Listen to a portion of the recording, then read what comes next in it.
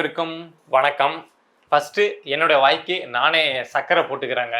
ஏன் அப்படின்னா வெள்ளிக்கிழமை போட்ட வீடியோவில் சொல்லியிருந்தேன், திமுக அமைச்சர்களை அதாவது திமுக சட்டமன்ற உறுப்பினர்களை தாவேக்கா அமைச்சர்கள் வந்து வச்சு செஞ்சிட்டு இருக்காங்க.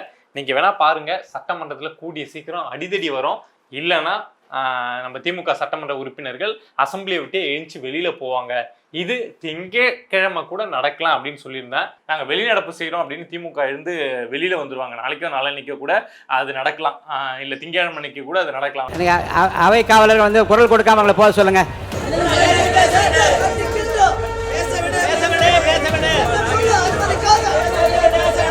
பார்த்தா இன்னைக்கு திமுக சட்டமன்ற உறுப்பினர்கள் எல்லாருமே வந்து நாங்கள் வெளிநடப்பு செய்கிறோம் அப்படின்னு சொல்லிட்டு வெளியில வந்துட்டாங்க. அப்போ நம்ம வெள்ளிக்கிழமையே இதை சொல்லியிருக்கோம்ல, அப்போனா நம்ம வாய்க்கு நம்ம சக்கரை போட்டுக்கலாம்ல. ஸோ அதுக்காக தான் சொல்லியிருந்தேன். பார்த்துருப்பீங்க அப்படின்னு நினைக்கிறேன். என்னத்துக்காக இது நடந்தது அப்படிங்கிற விஷயத்த ஃபர்ஸ்ட் சொல்லிட்டு அதுக்கப்புறம் செந்தில் பாலாஜியை பற்றி சில தகவலும் வெளியாயிருக்கு, அதை சொல்லிடுறேன். சட்டமன்றத்தில் பரந்தூர் விமான நிலையம் இருக்கு இல்லையா, அது வந்து வரக்கூடாது அப்படின்னு சொல்லிட்டு பரந்தூர் அந்த சுற்று வட்டார கிராம மக்கள் வந்து ஒரு வருஷத்துக்கு மேலாக நிறைய போராட்டம் அதெல்லாம் நடத்தினாங்க, நமக்கு தெரியும். ஆனால் திமுக அதை கைவிடுறதாவே இல்லை. பட் இன்னைக்கு முதலமைச்சர் விஜய் அவர்கள் அந்த திட்டம் கைவிடப்படுது, அதாவது சட்டப்பேரவை விதி 110 கீழ் அந்த இதை வந்து அந்த திட்டத்தையே நாங்கள் கைவிடுறோம் அப்படின்னு சொல்லிட்டாங்க. ஸோ அதுக்காக நாங்கள் வந்து அதை பற்றி பேசணும், எங்களுக்கு உடனடியாக அதுக்கு பதில் கொடுக்க எங்களுக்கு நேரம் கொடுங்க அப்படின்னு சொல்லிட்டு திமுக தரப்புலேருந்து சபாநாயகர்கிட்ட கேட்குறாங்க.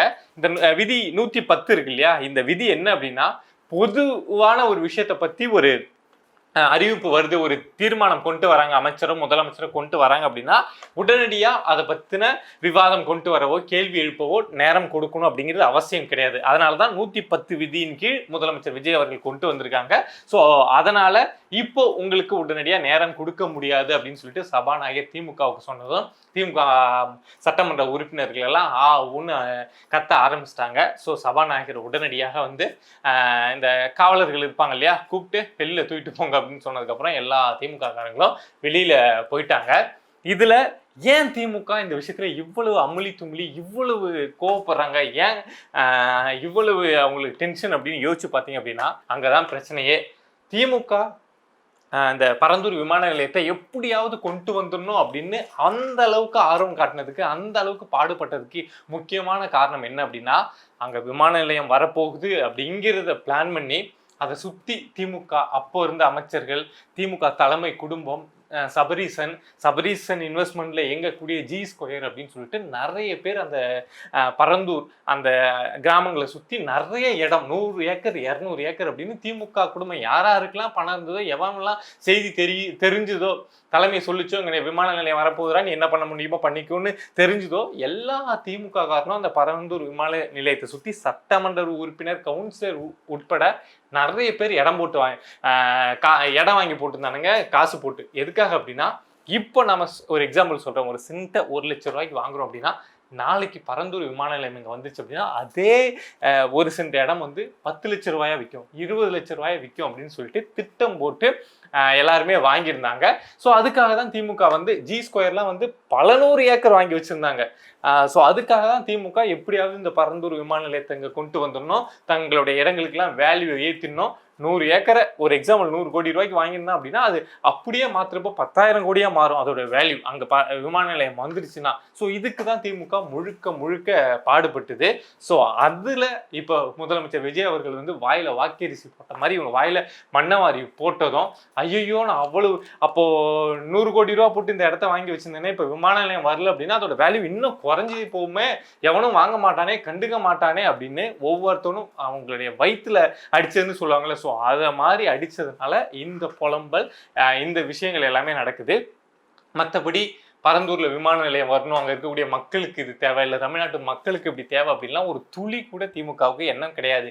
இருக்கக்கூடிய நாம் தமிழர் கட்சியுடைய ஒருங்கிணைப்பாளர் சீமான் அவர்கள் சொல்ற மாதிரி இருக்கக்கூடிய ஏர்போர்ட்ல ஓடுறதுக்கே நம்மள்ட்ட ஃப்ளைட் இல்லை, அதுக்கு போயிட்டு வர்றதுக்கே ஆள் இல்லாத அளவுக்கு அவ்வளவு விசாலமா இடம் இருக்கிறப்போ என்னத்துக்கு இன்னொரு விமான நிலையம்ங்கிற கேள்வி இருக்குல்ல. ஸோ அதே மாதிரி தான் இப்போ நமக்கு ஒரு புது விமான நிலையம் தேவை அப்படிங்கிற அளவுக்கு தமிழ்நாடு வளர்ச்சி கண்டு அவ்வளவு பாப்புலேஷன் வந்து இங்கே ஒன்றும் நெடிச்சிட்டு பஸ் ஸ்டாண்டில் போகிற மாதிரி போகல, தேவை இல்லை அப்படிங்கிறது தெரியும். ஸோ அதை உணர்ந்து இப்போ தாவேக்கா தமிழ்நாடு முதலமைச்சர் விஜய் அவர்கள் இதை செஞ்சிருக்காங்க அப்படிங்கிறது ஒரு வரவேற்கத்தக்க விஷயம். பட் திமுக கத்துனாங்கன்னா கத்துட்டு, வெளிநடப்பு பண்ணாங்கன்னா பண்ணிட்டோம். உள்ள இப்போ இத்தனை வருஷமா எதிர்கட்சி ஆளுங்கட்சி எல்லாம் உள்ள இருந்தாங்க. திமுக எம்எல்ஏ எல்லாரும் என்னத்தை கீழ்ச்சிட்டாங்க, ஒன்றுத்தையும் கிழிக்கல. வெளியில போனா போங்கடான்னு இந்த விட்டு பொரட்டியில படுற மாதிரி கதவு சாத்துவாங்கல்ல, அதை மாதிரி சாத்தி விட்டுட்டு போனாலாம் ஒண்ணுமே தப்பு கிடையாது. நீங்க வேணா பாருங்க, இதுவும் நடந்தா திரும்ப நான் என்னுடைய வாய்க்கு சக்கரை போட்டுப்பேன். இப்பயே சொல்லிடுறேன். ஏதாவது ஒரு அடிதடி அப்படிங்கிறது செப்டம்பர் 8ஆம் தேதி வரைக்கும் சட்டப்பேரவை கூட்டம் அப்படிங்கிறது நடக்க போகுது. ஸோ அதுக்குள்ள கண்டிப்பா திமுக தவிக இவங்களுக்கு இடையில சட்டப்பேரவைக்குள்ளேயே ஏதாவது கைகலப்பு அப்படிங்கிறது வரும்.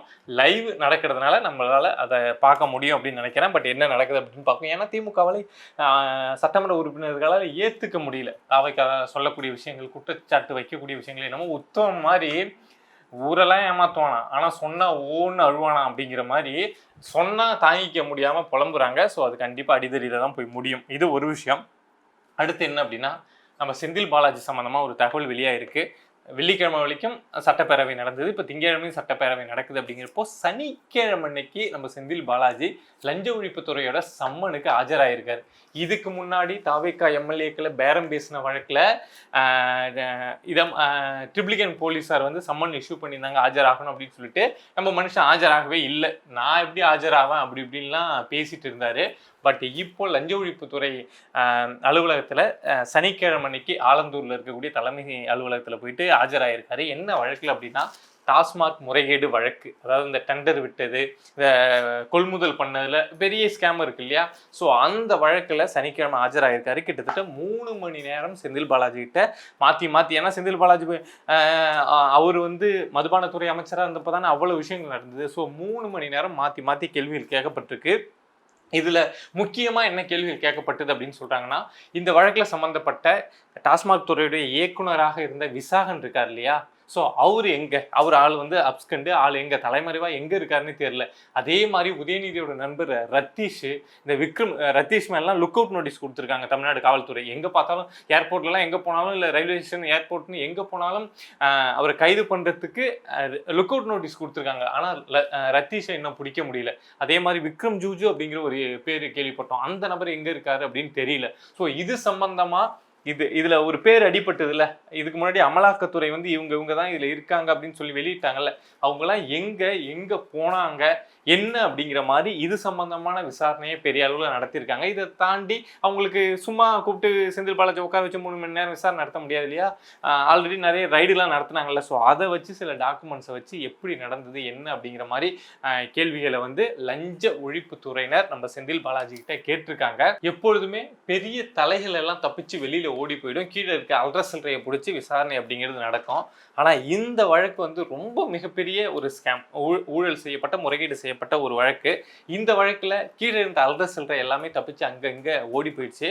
ஆனால் பெரிய தலையை பிடிச்சி இங்கே விசாரணை அப்படிங்கிறத லஞ்ச ஒழிப்புத்துறை பண்ணிட்டு இருக்காங்க. ஏன் அப்படின்னா, செந்தில் பாலாஜியா வெளியில் போக முடியாது. பல வழக்குகள் மாற்றி சுற்றி இருக்கிறதுனால வெளியில் போனார் அப்படின்னா தப்பிச்சு போக முயற்சி பண்ணார் அப்படின்னு சொல்லி கூட பிடிச்சி உள்ளே போட்டுருவாங்க. அப்படிங்கிறதுனால மனுஷனால வெளியிலையும் தப்பிச்சு போக முடியல. இங்கே சட்டப்பேரவை வேற நடக்குது, அட்டன் பண்ணும். இந்த டைமில் வெளிநாடு தப்பிச்சு போனால் காரி துப்பிடுவாங்க. அப்படிங்கிறனால மனுஷன் இங்கே இருந்ததுனால, ஏற்கனவே கொஞ்சம் கஷ்டங்கள்லாம் பார்த்துட்டதுனால, தாவேக்காவுடைய அந்த ஸ்னேக் பைட்டெல்லாம் வாங்கினதுனால சரி வேற வழியே இல்லாமல் அன்னைக்கு ஆஜராகி பதில் அப்படிங்கிறத கொடுத்துருக்காரு.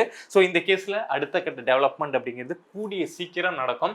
எனக்கு தெரிஞ்சு சட்டப்பேரவை செப்டம்பர் 8ஆம் தேதி வரைக்கும் கையை வைக்க மாட்டாங்க. உள்ள தூக்கி போகிற அளவுக்கு லஞ்ச ஒழிப்புத்துறை கையை வைக்க மாட்டாங்க, வெயிட் பண்ணுவாங்க. ஏன்னா சட்டப்பேரவையில் உடனே இவனுங்க கருப்பு சட்டை போட்டுட்டு வர்றது என்ன, காக்கா சட்டை போட்டுட்டு வர்றதுன்னு ஏதாவது வந்து கடுப்பு ஏற்றுவாங்க இல்லையா. சட்டப்பேரவை நடக்க விடாமல் ஏதாவது அமளி தும்ளி பண்ணுவாங்கல்ல. ஸோ அதனால் செப்டம்பர் 8ஆம் தேதிக்கு அப்புறம் இந்த வழக்கில் என்ன வேணாலும் நடக்கலாம், யார் வேணாலும் கைது செய்யப்படலாம் அப்படின்னு சொல்கிறாங்க.